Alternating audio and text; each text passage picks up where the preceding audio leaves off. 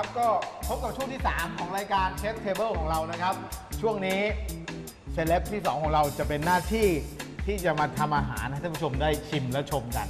โดยมีผู้ช่วยแน่นอนฮะผู้ช่วยวันนี้ต้องเชฟเฮอร์เว่ได้ครีเอทเมนูให้พี่ 2 มาเชฟเฮอร์เว่so what is our menu today So the idea is we're gonna create an artichoke soup.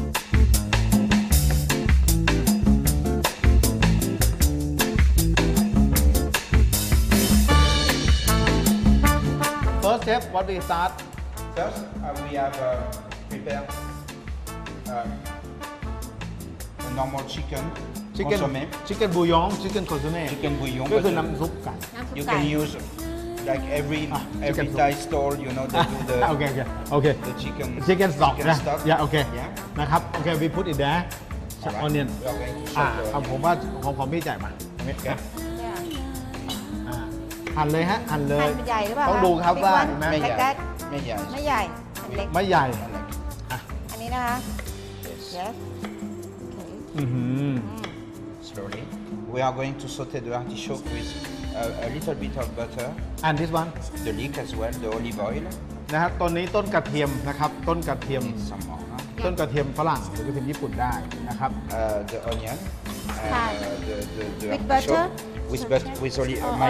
olive oil. olive oil ค่ะ อ๋อ Olive oil ท่านผู้ชม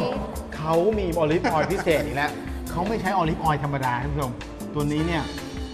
เป็นออลิฟออยล์ซึ่งพี่สองดูออลิฟออยล์เคยได้กลิ่นออลิฟออยล์อย่างนี้ไหม ไม่เคยค่ะ This one, it's an olive oil which is mixed with the seed and filter after. So it's really, really green, really tasty. ค่ะ แล้วอย่าง ใส่ อีกอย่างหนึ่งเนี่ยเขาบอกว่าออลิฟออยล์ตัวนี้เนี่ยออลิฟออยล์ตัวนี้เนี่ยเอาเมล็ด Okay. ปั่นลงไปด้วย ใส่เข้าไปด้วย You add the onion. โอเค From good chef should be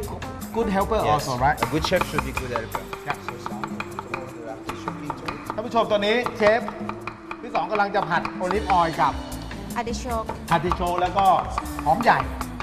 I like to taste when it raw Yes, we're gonna put the raw after in the soup. อ๋อ we can make salad also right Yes. And we can do salad as well. It's pretty good. ครับตอนนี้ก็พี่สองแล้วก็เชฟกำลังง่วนทำอะไรกันเลยตอนนี้กำลังผัดอาร์ติโชกกับ กับหอมใหญ่แล้วก็ น้ำมันมะกอก ค่ะแล้วก็มีกระเทียม ต้นกระเทียมด้วย ต้นกระเทียม นะพี่สองโอเคตอนนี้ความหอมค่อยๆท่านผู้ชมตรงนี้ใช้เวลานิดหนึ่งนะครับ Yes. โอเค So- Chef by the way to waiting here we can start something else Yes, we are going to add the stock, อ่าฮะ the เราจะเติมน้ำ เรา ซอ เติ ส มน้ำ เข้า ซุป ไป เลยนะครับ ใน เติม นี้ น้ำซุป เล เลย ย นะคะ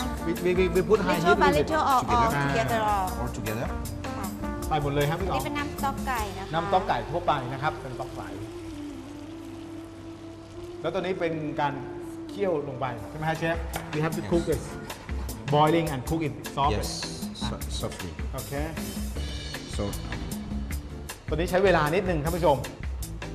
just a little bit อ่ะ salt. ปรุงรสด้วยพินช์ครับไม่พินช์ Some pinch of salt. Ah, pinch. It's better to put a little salt during the cooking and just after cooking testing if you need more salt. ตอนนี้เราจะทำโฟมท่านผู้ชมเพื่อจะใส่ในซุป emulsion ก็คือการปั่นการทำ emulsion ให้มันตีคล้ายๆถ้ามัน เป็นมูสหรือเป็นโฟม เป็นโฟมคล้าย เป็นโฟม ๆคล้ายๆ You know, like พี่สอน the ว่าคาปูชิโน่ cappuccino. ไหม You like อ่า cappuccino?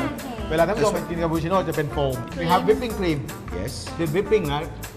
Whipping cream. นี่มี whipping cream นะ Okay. ฮะ A little bit of truffle.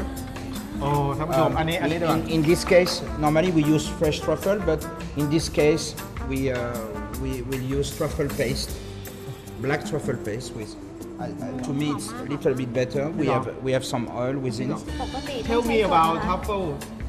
the truffle mushroom Yes. because ท่านผู้ชม truffle mushroom จริงๆแล้วเป็นเห็ด truffle ซึ่งเป็นเห็ดที่แพงที่สุด Bang. ในโลก ค่ะ We call the black ในโลกเลยเหรอ diamond. คะ we call black diamond นะครับ Right. Yes, we can use French oil, but I think for the emulsion, it will cost a lot of money. You Okay. know? So we rather use the paste, One- which is just one spoon? just a little bit, because it's very strong. นะฮะแล้ว ช้ ก็ อนครึ่งช้อนโต๊ะ Yes. สีประมาณ Perfect. โอเค ใส่ไปแค่นี้นะครับ Voilà. เราท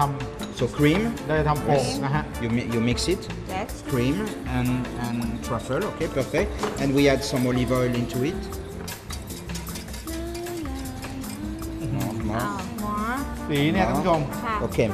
สีเหลืองทองนะฮะโอลิฟออยล์ สีคุมโทนมากเลยนะ นะคะ ฮะ okay. แล้วเราจะปั่นไหม ปั่นไหม do we have to So this one we're gonna warm. warm it ตัวนี้ต้องไปวอร์มที่นู่นถูกไหมฮะ ค่ะ โอเคครับ So we need another 5 minutes. another 5 minutes นะครับโอเค I have to stir while I warm it right No, you don't need it. okay You don't need because we're gonna use the ตัวนัชเชีย the emulsioner. นะผมว่าเราใช้ตัวนี้ดีกว่าเดี๋ยวเชฟโอเค ต้องใช้ Yes ลึกนิดนึงนะคะ เพราะว่ามันต้องลึกนิดนึง สองเค เวย ลาเรา ปั่น ปั่น แนวใส่กาแฟ ใช่ใช่ อันเล็กนี่เครื่องนี้ใหญ่มากเลย ท่านผู้ชมถ้าเกิดมีกระป๋องที่เขาปั่นวิปครีมสำหรับคาปูชิโน่ Yes. นะ that will be nice Yeah, it's gonna be beautiful. นะครับโอเค we have to blend Yeah, just- blend this one Yes. This one we're going to blend. โอเค To blend, and we're going to after blending we're going to strain. โอเคครับขั้นตอนต่อไปจะมาปั่นกันแล้วก็มากรองด้วยผมเตรียมเครื่องปั่นเลย How is the color is very beautiful now The color is ค่ะ ตอน beautiful. นี้สีออกเป็นสีเห Just ลืองนวล just warm it a little bit. ๆค่ะ แค่อุ่น เชฟเตรียมเครื่องปั่นให้เลย We're going to blend. โอเคครับจะดัน แล้วdo we have to taste it a little bit in First case we that have to it's make not sure soft? we have to make sure that the vegetables is cooked. ค่ะ We're gonna have some salt, salt ไหมคะต้องใส่เกลือ salt and pepper.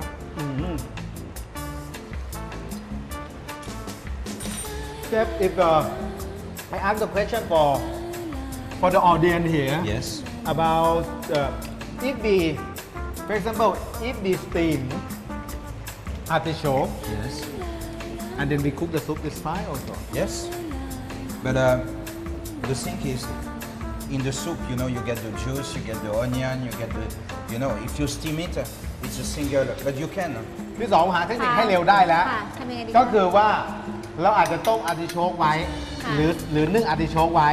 แล้วเอาอาร์ติโชกเนี่ยมาหั่น แล้วก็ไปผัดเหมือนตอนแรก ค่ะ เอ ก็ อ จะทำให้ระยะเวลาสั้นลง แล้วเวลาการเคี่ยวนี้สั้นลง นะ ก็ใช้ได้เหมือนกัน ค่ะ แล้ว แต่ มีหลาย แต่ เทคนิค ถ้าเราทำนานๆนี่รสชาติจะหวานกว่า จะหวานกว่าใช่ ค่ะ แน่นอน ค่ะ นะครับ อันนี้ต้มแล้วโอเคจะสกิปอะไรได้ That's okay. We're gonna do the emulsion. now or later No, we can do later. we can do later I will show you a natural one, you know, Natural one. with nothing into it. Just, okay. just because you know we need just for the serving of the soup. Uh-huh. Doesn't really need to put To make to it add form something. to big. But if you make a show, if you really like your foam to stay firm and longer, Okay. you know, you better have some lecithin, some egg white. โอเค into it, โอเคครับ วันนี้เชฟก็จะโชว์เป็นธรรมชาติเลยนะครับ This Okay. is very good. We'll have a little pinch of salt into it. a pinch of salt นะครับ นี่ Alors with this salt, you know, you have to be a little bit more generous than normal, you know. It's not a Thai salt, so it's not too salty actually. Okay. If you feel the salt, it's really smooth, you know, so you can add a little bit more. ท่านผู้ชมถ้าเกิดเชฟเขาบอกเหมือนกัน ถ้าเกิดเกลือตัวนี้เนี่ยแพงแต่เค็มน้อย So we are going to mix. You can make now เชฟ Yeah. โอเคซองครบ So- โอเค Can I help Yes. นะครับ Yes, So, okay, we mix like when it's really really hot. Okay. โอเค Yes.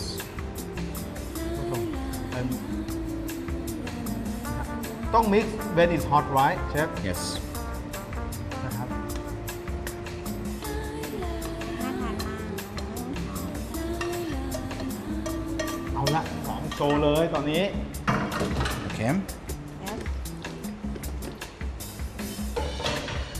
ได้ไหมคะ ค่ะ พี่สองไปผมนะฮะเพราะว่ามันร้อนนะค Very รับ slow becauseต้องใช้ไฟต่ มันร้อนนะครับต้องใช้ไฟเบาๆก่อนนะครับ okay. นะฮะ ำ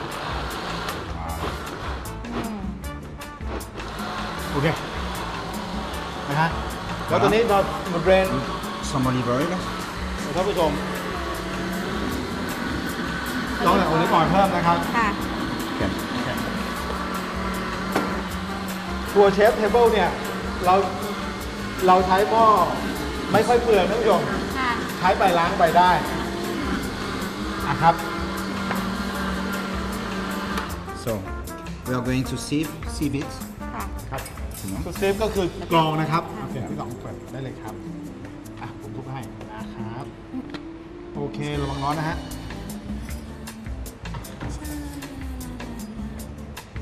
Yes. นะครับ เรียบร้อย Apply. So we have something really fine. You see, it's โอเคครับ beautiful and I think white. that's fine ครับ Yes. ไปหมดเลยนะครับ So we're gonna warm again.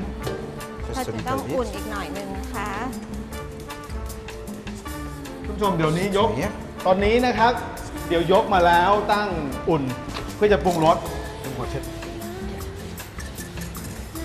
อ่ะเช็ดนิดนึงครับ We are going to test. เดี๋ยวนะคะเดี๋ยวนะคะ ตอนนี้ we have to seasoning now right Yes, you'll try first, นะครับลองชิมลองของกระดาษ and we add the pepper. ตอนนี้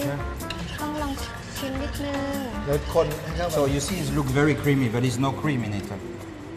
right It's just the artichoke, you know. The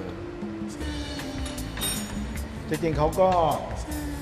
เป็นครีมจากอาร์ติโชกของเขาเอง ธรรมชาติเลย ธ ค่ะ รรมชาติมากแล้วก็ไม่เลี่ยนเลย ห นะ อ ฮะ มมัน หอมมัน แล้วที่หวานนี่เราหวานจากหอมใหญ่ ใช่ครับ I tasted sweet from onion yes. นะ sweet so we seasoning by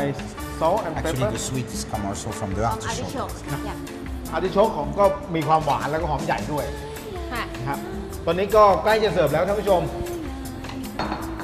โอเค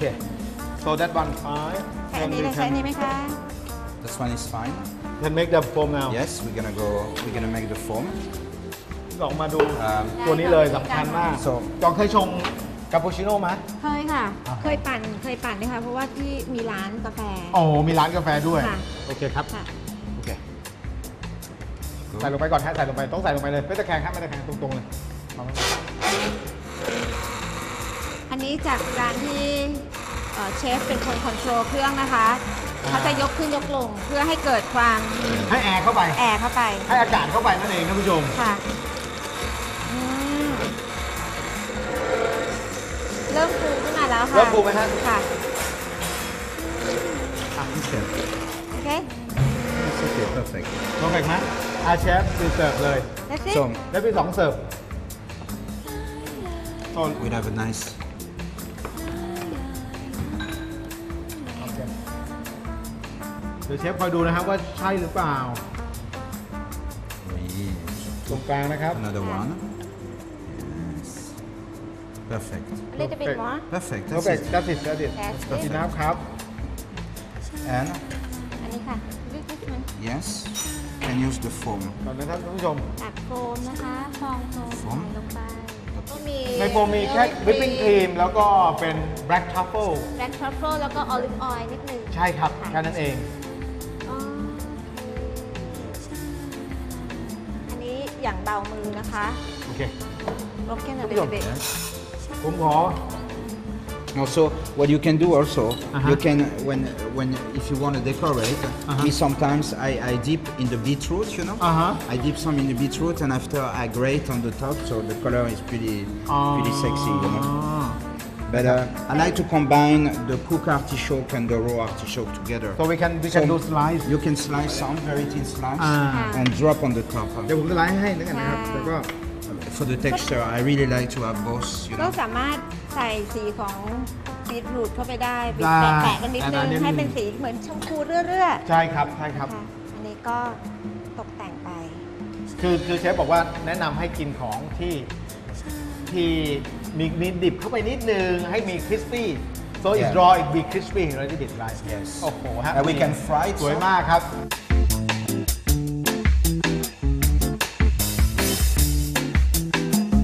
ครับช่วงนี้ก็เสร็จเรียบร้อยท่านผู้ชมสำหรับทั้ง 3 เมนูโดยเฉพาะช่วงนี้จากพี่สองเองเนี่ย ช่วงนี้พักสักครู่ครับ